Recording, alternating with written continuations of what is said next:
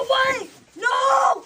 I got a Stanley! I have searched like every Ulta. I've searched probably 10 times, different stores over and over, trying to find this iced coffee tree hut scrub. So obviously we gotta go see if they have it at Ulta because I see some extra ring. I never used to drink water until I got my Stanley. Yeah, this is my sexy Stanley.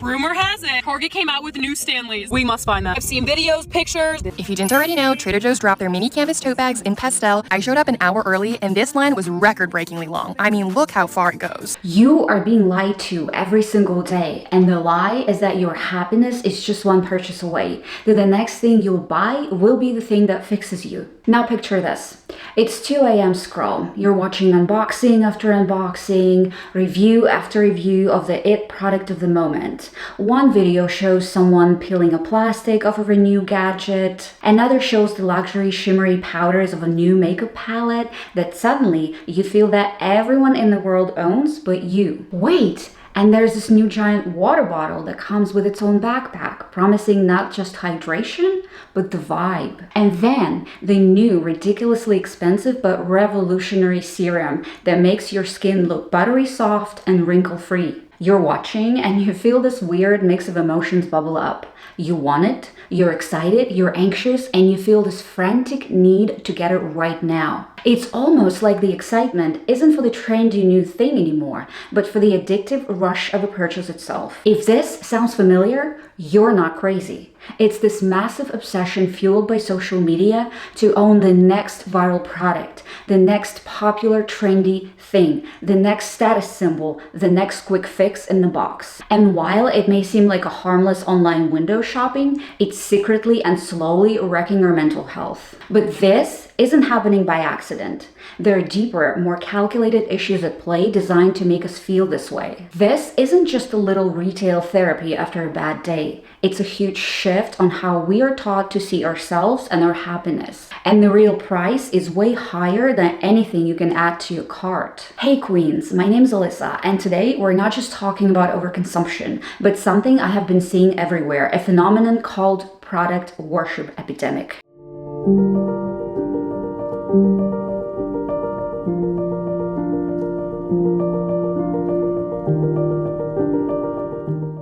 So how does this even happen? How does a normal everyday object like a water bottle, a pair of sneakers, a lip gloss become so viral that people will literally camp outside a store in the cold for? To get it, we have to look at how a viral product is made, and the perfect case study? The Stanley Cup. For decades, the Stanley Thermos was just a rugged green flask for construction workers and campers. Its identity was utility. Then everything changed. A group of female bloggers, the minds behind the Buy Guide, saw the Quencher model and envisioned a completely different market. They presented a cup to their massive female audience, a lucrative market Stanley had ignored for years. And to be fair, Stanley listened carefully. They pulled off a brilliant marketing pivot. They stopped showing rugged dudes on job sites and started targeting a new, stylish, social media loving crowd. And their brilliant move? The rainbow of colors. They released the Quencher in pretty pastels, and suddenly it was no longer a thermos. It was an accessory. It was a statement piece you could match to your outfit, your mood, or your car. Let's pick a Stanley for today.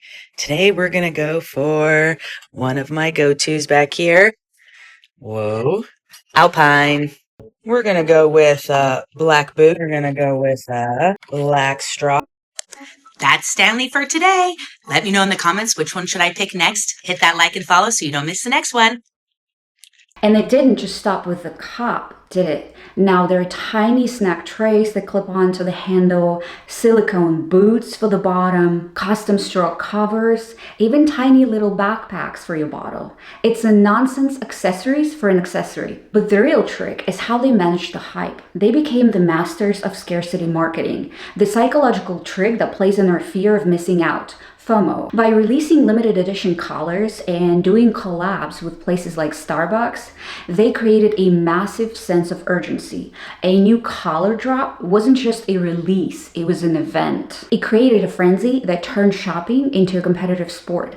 You weren't just buying a cup, you were hunting a trophy that proved that you were in the know and you were faster than everybody else. And it's not just drinkware. Take the Tree Hut body scrub, for example. For a long time, it was just a regular, affordable, everyday scrub you could pick up at the store. Then it went viral on TikTok, and suddenly it became a collector's item. We all saw videos of people revealing these massive hauls with shelves dedicated to dozens and dozens of products. People were stocking up on every single scent, creating a stockpile that no human could ever go through before the product expired. And the goal was no longer about using a scrub. It was the thrill of possessing every single variation. This formula is everywhere. The frenzy over Trader Joe's limited edition mini tote bags saw people line up outside a store for hours. Not for food, but for a $3 canvas bag. You would think they were waiting for a new drop from Louis Vuitton. For years, it was just a cheap grocery bag. But hype transformed it into a status symbol. And just like Stanley Cup, it has spawned its own universe of meaningless consumption, with people buying nonsense accessories like scarves and custom patches to personalize and customize their $3 tote bag. It's an ecosystem of nonsense accessories for an accessory, and the next clip is a perfect example of this. Let's upgrade my Trader Joe's totes from this to this. Trader Joe's has these cutie tote bags for $2.99 that people are going nuts for, and I love that they went with pastel this year. I grabbed the pink and purple, obviously, but they were all perfection. Now, Hobby Lobby has everything we need to make them the most me, meaning colorful, cute, and aggressively maximalist. I'm thinking patches, pins, and these little keychains to hang off of them. All right, I have supplies, I have vodka. Let's do the shit. Obviously, my big tote needs a little tote. It's like the perfect size for lip glosses. And look, people are free to do whatever makes them happy. It's not about judging individual choices. But we have to acknowledge how out of control this marketing has become, where everyday regular items have been turned, masterfully elevated into a status symbol. The pinnacle of aspiration used to be a designer bag, and now it's a $3 canvas bag, a shopping bag that people are proudly accessorizing. And it forces you to ask a deeply uncomfortable question.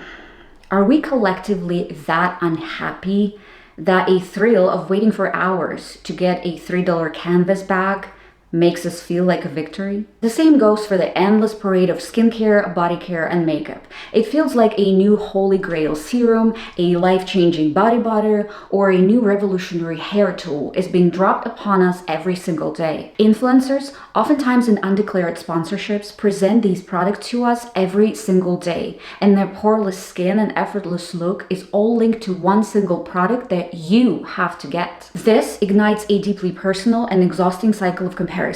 Your own body, your reflection, your worth suddenly seem inadequate. You're not being sold a product, you're being sold a fantasy. You're buying into a lifestyle hoping that tiny fraction of that perfection rubs off on you. The pressure got so crazy that it actually spawned its own counter-movement, deinfluencing. I'm sure you've seen plenty of videos on TikTok. The whole point of this trend was to tell you which viral product was actually overhyped garbage. And yes, some influencers came out with honest reviews whether the products were actually worth your money. But even this can be a trick in disguise. A lot of influencers don't just tell you what not to buy. They just tell you to buy a different product instead. Don't get that expensive viral foundation. Buy this cheaper dupe that's even better. And the cycle starts all over again. You're still a problem that a purchase can solve. You still need to buy something to fix yourself. De-influencing often just reroutes our money. It doesn't stop us from spending, and overconsumption just becomes smart consumerism, but we are actually being stuck in the same loop. The problem for this epidemic is the device in your hand.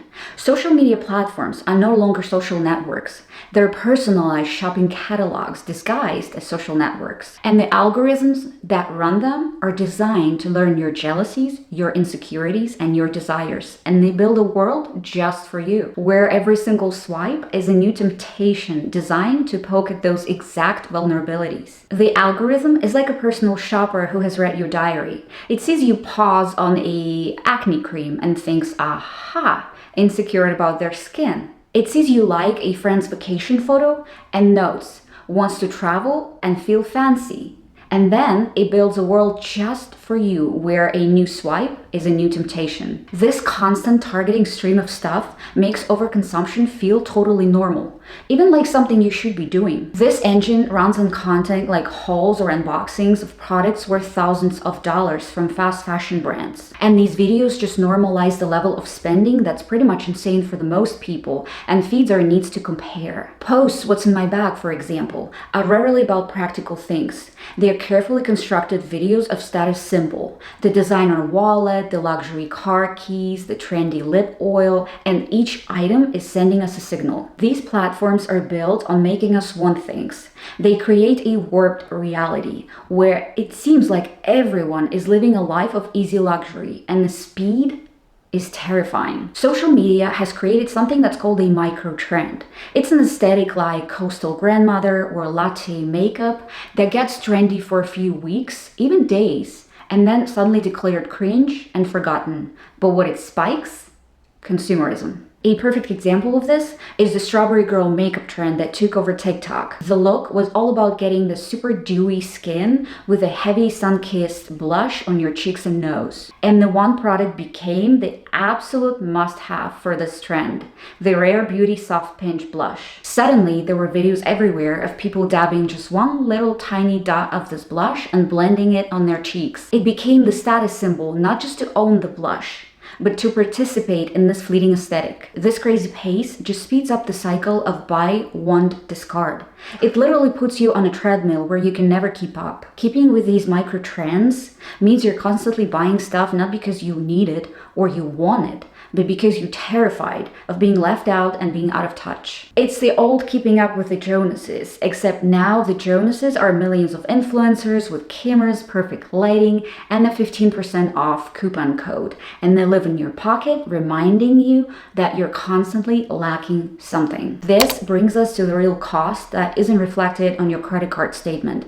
It's a psychological price tag. Being flooded with these perfect curated images of other people's lives is a scientifically proven way to make us hate our own. A ton of research shows that high level of materialism is linked to depression, anxiety, and overall unhappiness. And what's truly bizarre is that this worship isn't just for luxury items. All of a sudden, we start worshiping everyday affordable things. Take TikTok's newest trend, for example, wet glass jars that people are going crazy for. What is so special about a glass jar? Nothing. But it's not about the jar itself. It's what about the jar represents. It signals that you are a part of an aesthetic. You have an organized pantry or the clean girl vibe. The jar becomes an affordable ticket to an exclusive club, a symbol of curated identity. The psychology at play tricks us to believe that this simple jar will bring us closer to an idealized life we see on the screen. This feeds what research call the treadmill of consumption. You are convinced the next purchase is the finish line, but the finish line is a mirage. The thrill of new object fades almost instantly. A phenomenon known as hedonic adaptation, and land right back where you started, only now the bar is higher.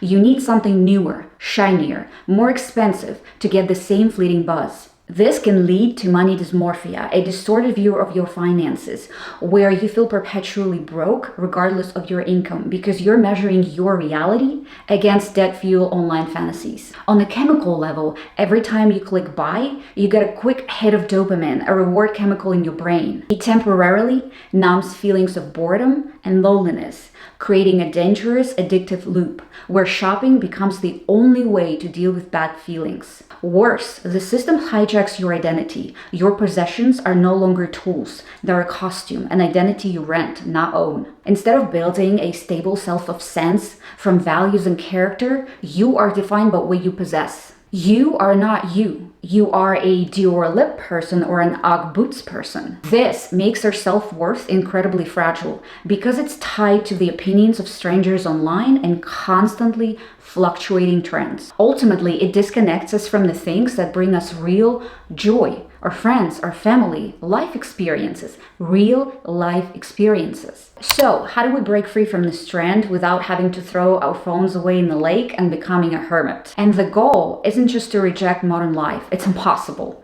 It's the way to reclaim our minds, our money, and who we are. It's about conscious consumption. First, and this is the most powerful one, you have to use the power of strategic pause. The urgent need to buy a viral product is an illusion manufactured by marketing teams. So when you feel that intense pull to buy something you just saw, force yourself to wait. Close the tab, make a rule for yourself. A 24 or 48 waiting period, or even 1 week waiting period before you make a non-essential purchase. Most of the time, you'll find that the intense desire just fizzles out and the urgency was never real. Second, interrogate the motive. Before you buy, ask yourself brutally honest questions. Why do I truly want this?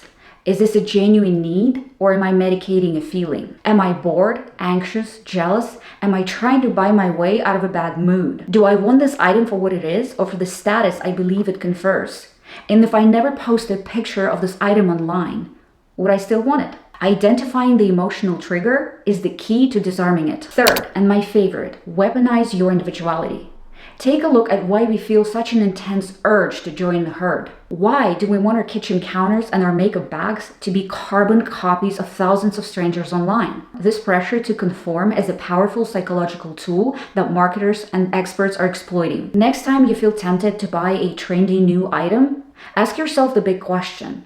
Do you really want to buy it because you genuinely love it, or because you've been conditioned to believe that you should love it? Dare to be different. Cultivating your own unique taste, different from micro-trends and fleeting aesthetics, is the only way to build your individuality and reclaim your mind. And finally, we have to redefine what it means to belong.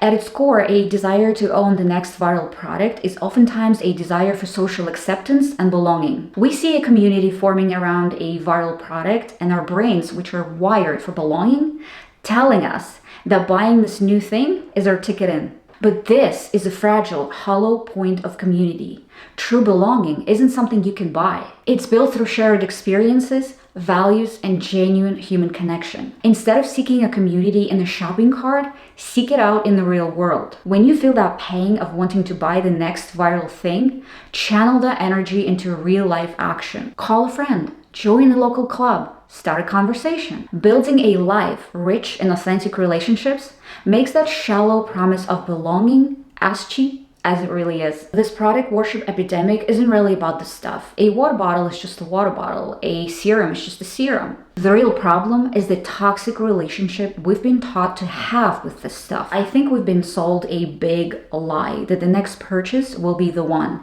that makes us cool, makes us happy, the one that makes us feel like we're enough. But our happiness and our worth are not for sale. They cannot be ordered through a 2-day shipping. They cannot be unboxed. They have to be built piece by piece through our values, beliefs, and connections with other people. And we can get our mental and financial health back by prioritizing intention over impulse, substance over style. It's about making that shift from becoming a passive consumer, endlessly scrolling, to an active creator of a life that has actual meaning. And that, my dear, is a feeling that no viral product, no matter how hyped, can deliver. This is a really tough thing that many of us are dealing with, and I'm genuinely curious to hear from you, and I think we need to start talking about this more openly. What's one product you felt an insane pressure to buy, and what happened after you bought it? Did you feel the same way after a day, a week, a month? Share your story in the comments down below, because reading your story helps us realize we're not alone at this. If this video resonates with you and you would like to see more, please hit that subscribe button and hit that bell so you don't miss any future uploads. Thank you so much for watching. It was a pleasure talking to you as always, and I will see you next time. Bye!